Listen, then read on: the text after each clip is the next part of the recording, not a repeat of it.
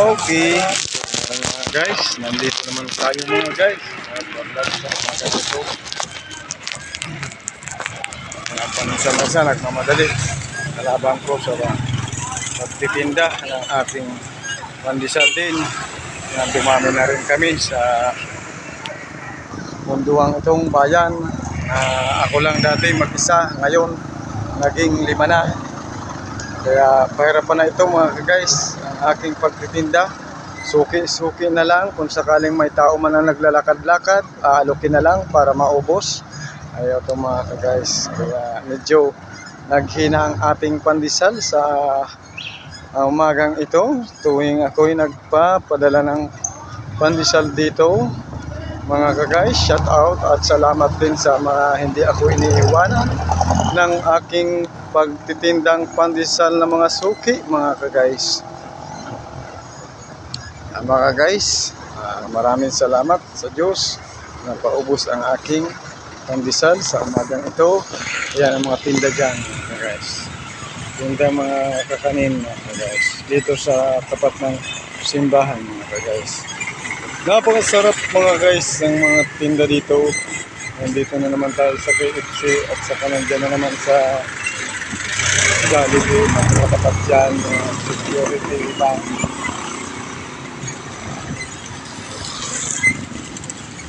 Shout out sa lahat ng mga taga-supporters ko sa aking pandesal.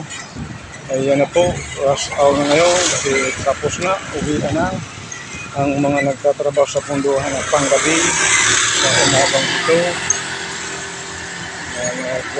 Diyan ang antayan ng mga pasahero. Diyan ako din sa tuwing ako'y galing Bicol. Diyan din ako nag-aantay para makasakay papuntang Hulo. Ayan mga guys. Mga guys, iyan nga po ang sinasabi ko sa inyo. Tayo'y magsikap at magtiyaga para sa pamilya na ating maipapakain at maisusuporta sa kanilang pag-aaral. Ayan po lagi ang ating ginagawa na ang ating pangarap ay matupad at maabot. Ayan ang mga ginagawa natin, tayo'y kada isa sa atin na tayo'y nagtatrabaho para sa pamilya at para sa mga kamag-anakan na maitutulong. Ayan mga guys. Dito ko na yung si Sumbi sa building na ito. Dito nagtatrabaho yun mga guys. Guys, yan nga po ang sinasabi ko. Ang aking YouTube channel, pakishare at pakisubscribe. Kahit pangit man sa iyong paningin, at pakisubscribe at pakishare pa rin. Yan lagi pong tinatawag sa inyo na sa tuwing nakikita sa inyo sa Facebook, sa YouTube.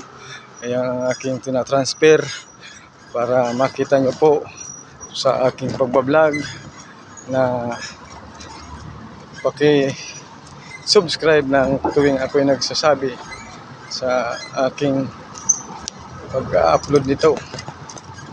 Sabi ko nga po sa inyo, ayan po, sikap at tiyaga para maabot ang ating pangarap. Ganun lang ang ating puhunan. Ayan.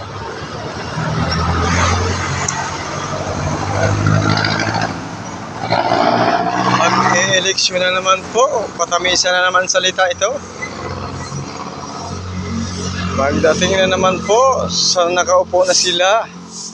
Ito ay hindi na makakilala. Yan ang ating gagawin na naman sa tuwing mag-e-eleksyon. Pabanguhan na naman ang salita na kagaya, shout out kay Marcos President na ang kanyang sinabi nang naalala ko na para mabutuhan siya pag siya daw maging presidente, magbababa ng bigas. Ngayon po magiging 20 daw. Ngayon po nang siya ay nakaupo, lalong lumala na nagpahirap sa bayan, na nagpahirap sa mga hirap, na nagpayaman sa mayayaman. Shout out sa iyo. Shout out Presidente.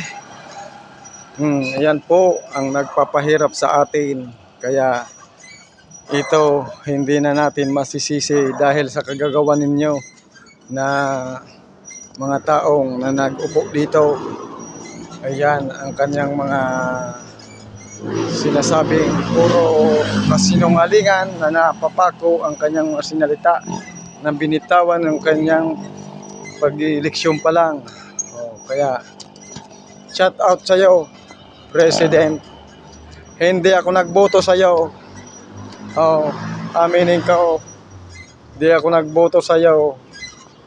Ang binutuhan ko si President Leni Robredo dahil alam ko may dukit ka na sa mga yung mga magulang nyo. Ayan, totoo yan nang ako'y nakaupo pang yung tatay. Hello guys, shout out sa iyo. Nakaupo pa. Napakasarap talaga ng buhay, pero yun ang kapalit, puro kasawian ng mga tao dahil hindi siya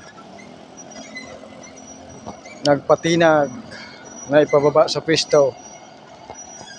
Ayan mga ka-guys, napakasarap sana ng buhay noon na siya'y nakaupo, kaso may kapalit na kaharasan ang ginawa ng mga magulang mo sa taong nakaukit sa puso at isipan.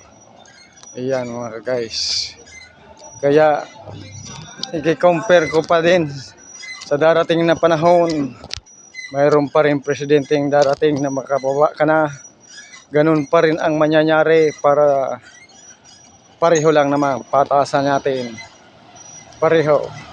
Kahit sinong nakaupo na presidente, ganun ang mangyayari, wala pa rin. Ang sinabi mong bababa, hindi na, lalo nang tataas. Lalong tataas ang maghihirap dito, itong mga bagong mga henerasyon na bagong tubo. Yan ang maghihirap, na kami tatanda na. Ayun, kami ay pa ilalim na sa mundong ibabaw na to. Kaya wala nang mangyayari sa Pilipinas. Baon na sa utang ang ating Pilipinas dahil sa kagagawa ng gobernong itong mga tiwali na makasirili. Hindi man bayan ang pinaglilingkuran, kundi ang kanilang kagustuhan na mapasakaban ng bayan ang pera, hindi naman napapupunta lang sa kanila mga guys. Yan ang masasabi ko. Magaling mag-antin. Shout out sa mga ito. Okay, salamat sa lahat ng supporters ng aking pandesal. Pag-serve ako, pag-share, sana maalala nyo dahil ang naghihirap ng ating Pilipinas dahil sa kagawa ng mga taong nakaupo sa gobyerno ito. Thank you, God bless. Good morning to all of you.